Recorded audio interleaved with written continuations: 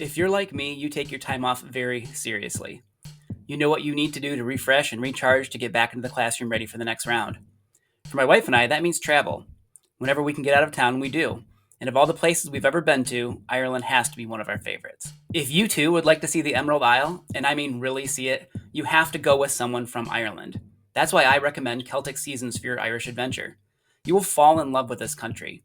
The green of the landscape is amazing and so much more green than you could ever imagine. That will make sense once you get there, I promise. The people you meet will be welcoming and kind, and that's not for show, they're really just that nice. The views will literally take your breath away. This was especially true for me at the Cliffs of Moher. On top of that, there are castles, abbeys, quaint villages, and cities founded by Vikings.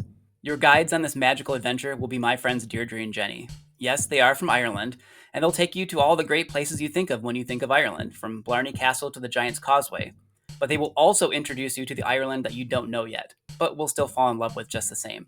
To book your tour, use my special link at celtic-seasons.com/tours/lessons. Or if you want to bring a little bit of Ireland to you, check out celtic-seasons.com to shop their store. Now, on with the show.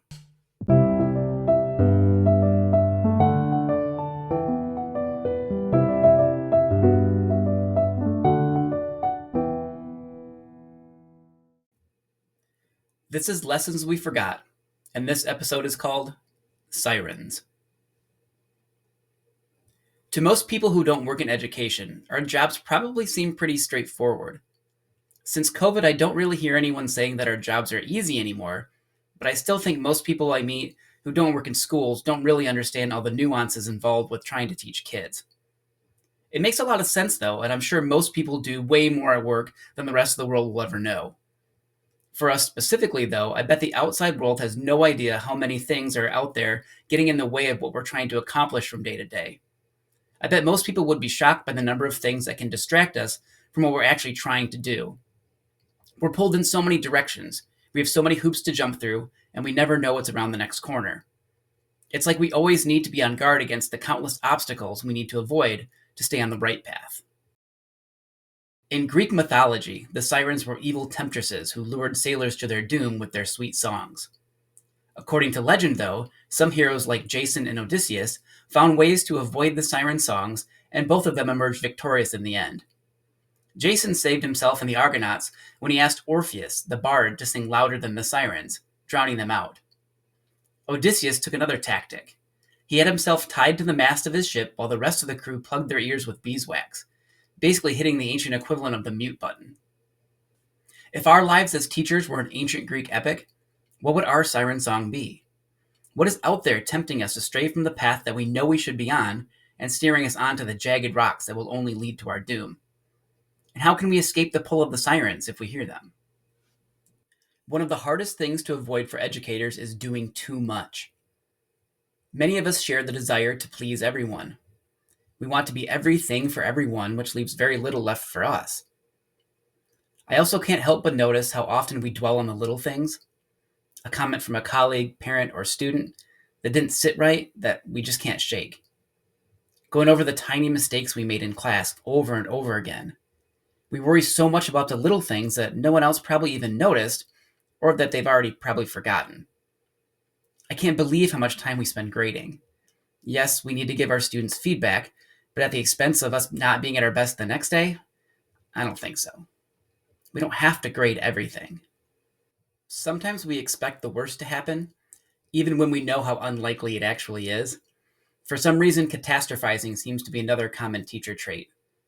Even though it rarely happens, and logically we know that, it's sometimes hard to get the doom and gloom scenario out of our heads. Our students gossip like crazy, and we try to stop them. But honestly, we're pretty bad too. Of course, we want to hear all about everything churning out of the rumor mill, and we don't mind being around when someone's about to spill the tea. We know that these places are not where we're supposed to be, and we know that they're leading us to the path of destruction. So, what do we do when the sirens are luring us away from our path? I'd suggest we take advice from the Greek heroes who first made it past the sirens. First, I wouldn't suggest doing what Odysseus did to himself. We can't lock ourselves away from our colleagues and miss out on the camaraderie and support that they give us. It was like torture for him, and I don't see it ending well for us either. Instead, while Odysseus tied himself to the mast of the ship, he had his crew fill their ears with beeswax. Basically, he enabled them to not hear the siren's call. I think we'd be wise to do that too.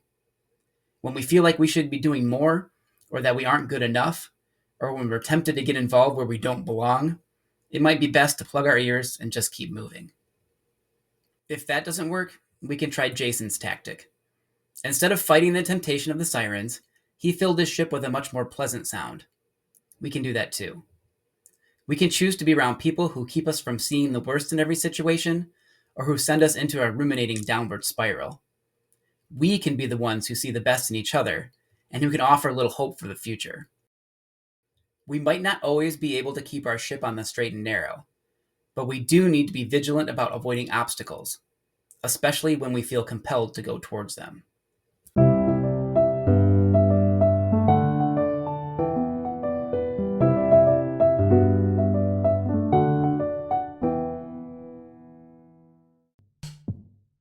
Thank you for listening to this episode of Lessons We Forgot. I'm the host, Chris Winkle. You can contact me at lessonsweforgot@gmail.com, and please do.